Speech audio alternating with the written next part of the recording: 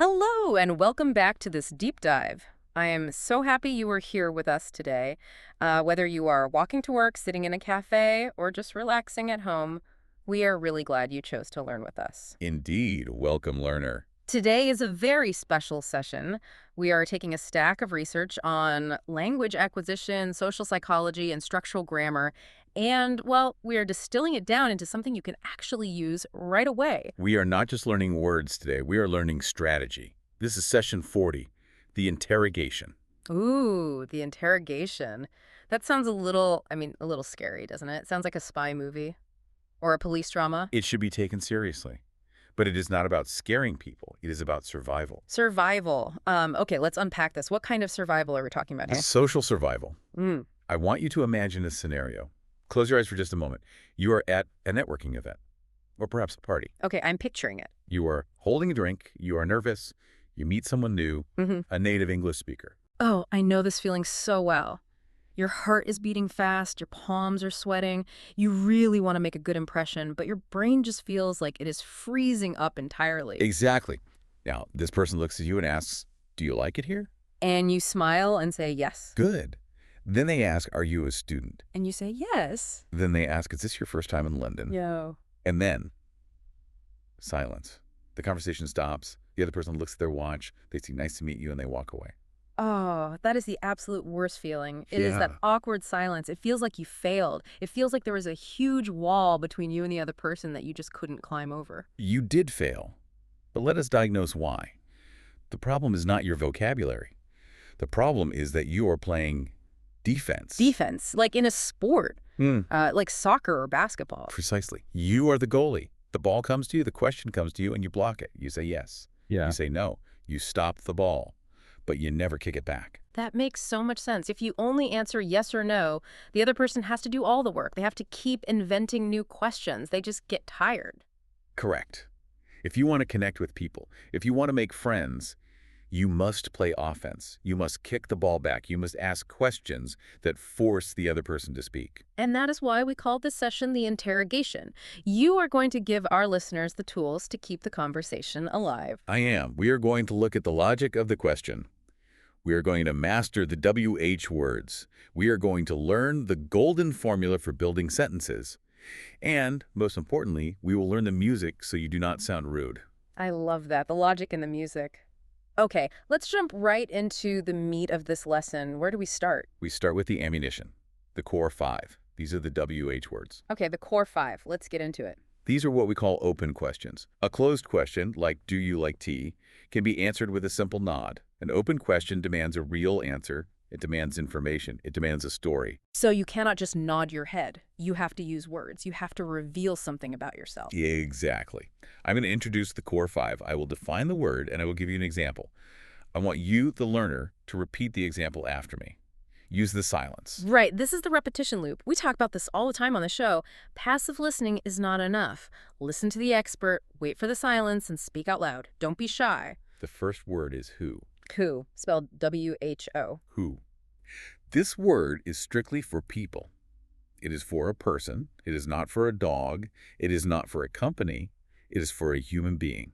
It asks about identity. It asks about relationship. Only for people. Got it. So I can't look at a building and say, who is that? No, that would be madness. Oh. Unless you think the building is alive, Mm. listen and repeat. Focus on the vowel sound. Mm. It's a long ooh sound. Who is your favorite teacher? Take your 3 seconds to repeat that now. Who is your favorite teacher? Great job. Another example. This helps you identify people in a social setting. Listen and repeat. Who did you call? Use your 3 seconds. Speak out loud. Who did you call? Excellent. That is the first one. Who. The second word is the king of English. It is the most common question word in the language. The word is what. What? W-H-A-T. What. This is for a thing, it is for an idea, or it's for an action. If you do not know the object, you use what. It covers almost everything that is not a person. It is the universal variable. It is like X in algebra. Precisely. And a pronunciation note here. Native speakers often soften the T at the end. Yeah. We do not say what with a hard click. It is much softer. Listen and repeat. What is on your desk? Take your 3 seconds. What is on your desk? Perfect. Now for an action. This is crucial for small talk. Listen and repeat. What are you doing? Speak out loud right now. What are you doing? That is a very, very useful one for everyday life. The third word is for location. It is where. Where? W-H-E-R-E. Where. This is for a place. It asks about position. It asks about destination. It orients you in the physical world. So if you are lost, this is the word you need. This is your GPS word. Yes. Listen and repeat. Open your mouth wide for the vowel. Where is the train station? Take your 3 seconds to practice. Where's the train station? Good. And a very common social question. Listen and repeat. Where do you live? Out loud, please. Where do you live? Very good. We have who, what, where. The fourth word is about time. The word is when. When. When. This is for time. It can be a day, it can be a month, it can be a year, or it can be an exact hour. So it is for the calendar and the clock. Yes. Often students confuse when and what time. What time usually asks for a specific hour on the clock. When is broader. When can mean next summer or tomorrow. Listen and repeat.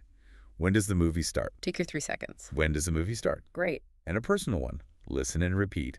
When is your birthday? Speak it out loud. When is your birthday? Everyone likes to answer that one. Indeed. Now, the fifth word. This is the deep word, the dangerous word. The word is why. Why? W-H-Y. Wait, Dangerous. why? This asked for a reason. It asked for an explanation. It looks backward to find the cause. And remember, learners, we talked about this in session 38. There is a special rule for why. Correct. If I ask you a why question, your answer will almost always start with the word because. They are partners. Why? Because. They are totally married. You rarely see one without the other. But here is the danger. Why can ethics sound judgmental? If I look at your lunch and say, why are you eating that? It sounds like I think you are making a mistake. That is true. It sounds like an accusation, like, why did you do that? Exactly. So we have to be very careful with our tone, which we will discuss later. For now, just master the logic. Listen and repeat. Why are you learning English? Why your 3 seconds? Why are you learning English? And the answer would be? Because I want a better future. I love that answer. So those are the core 5. Who, what, where, when, why. But wait, there is one more, isn't there? It is the one that doesn't look like the others. It is the black sheep of the family. Ah, yes, the rebel. The rebel. I really like that. There is a 6th word in this family. It does not start with WH. It starts with H. The word is how. How. H-O-W. How. This asks for the method. It asks for the condition. It asks for the way you do something.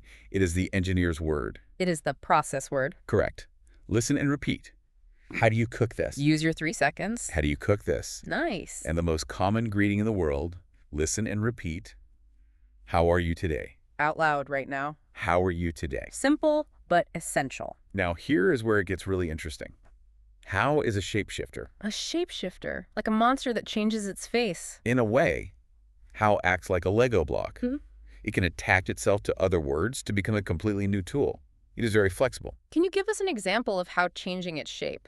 Certainly. Yeah. If we take how and we add the word much, we get a tool for money. How much? Oh, right. We did this in session 29, the shopping lesson. Yes. How much is for price? That quantity. Listen and repeat. How much is this laptop? Take you 3 seconds. How much is this laptop? We can also use how often. Is it for frequency? It asks about your routine. Like, do you do it every day? Every week? Never. Exactly. It measures the rhythm of your life. Listen and repeat.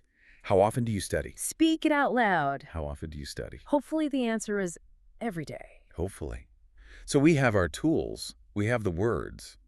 But words alone are not enough. You can't just throw words at people. You need structure.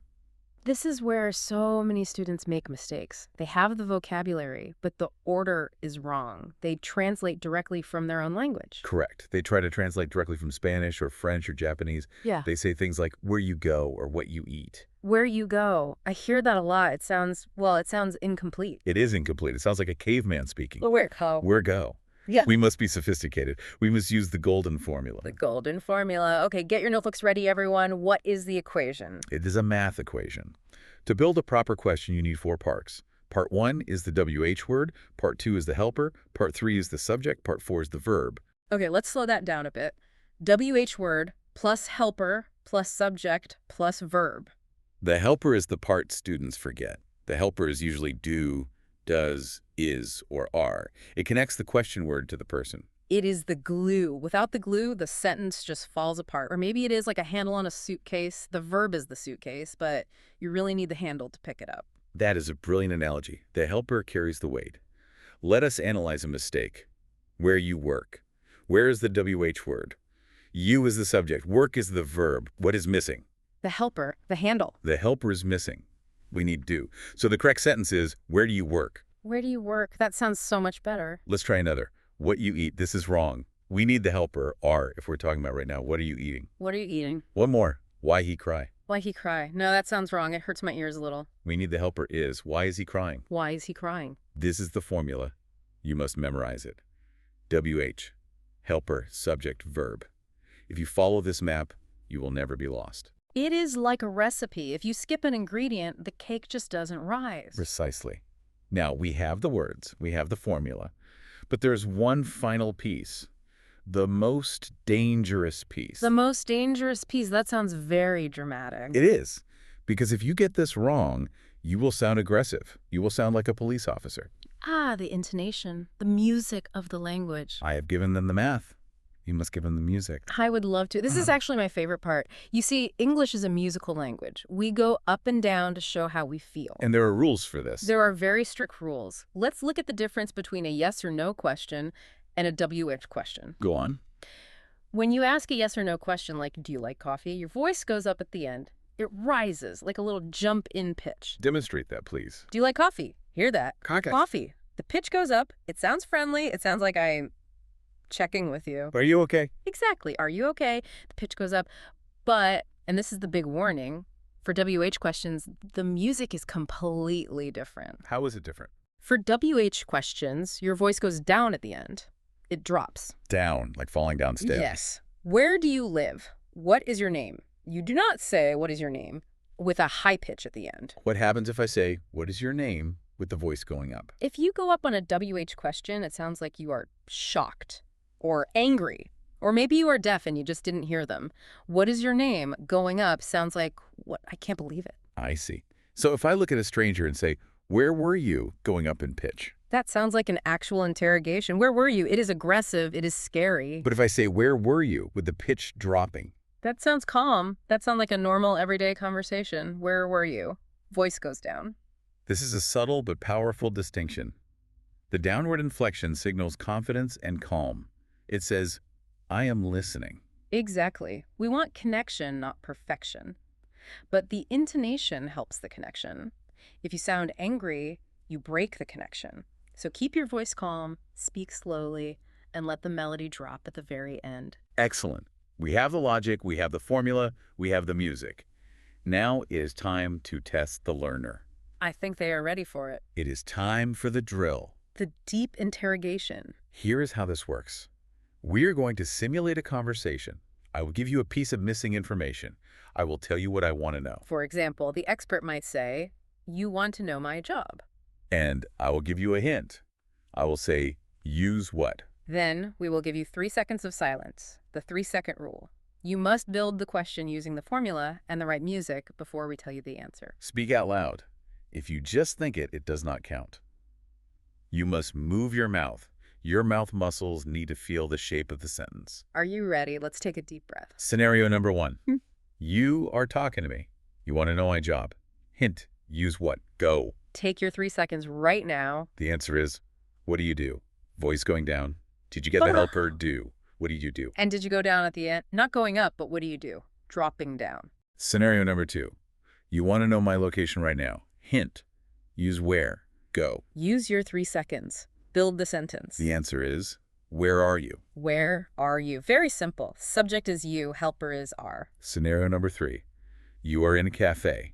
You want to know the price of my coffee. Hint. Use how. Go. Speak out loud. The answer is, how much is your coffee? How much is your coffee? Remember, how much is for price? Scenario number 4. I arrived late to the meeting. You want to know the reason? Hint. Use why. Go. Take your 3 seconds. The answer is, why are you late? Why are you late? This is a brave question. Be sure to use the downward intonation so you do not sound like a boss. Why are you late? Dropping down is curious. Going up is angry. That is a very good point. Context is everything. Final scenario. Number 5, you want to know the time of the meeting? Hint, use when. Go. 3 seconds, go ahead. The answer is, when is the meeting? When is the meeting? Or you could say, what time is the meeting? Both are perfectly correct. Phew. Good job, everyone. That was a workout. It really was. If you stumbled, if you made mistakes, that is actually good. Why is it good to make mistakes? Because it means you are trying, you are building the muscle. You can rewind this deep dive and try the drill again. Repetition is the mother of skill. I love that. You are not just answering yes and no anymore. You are leading the conversation. You are playing offense. You are showing interest in the other person. And that is the secret to fluency.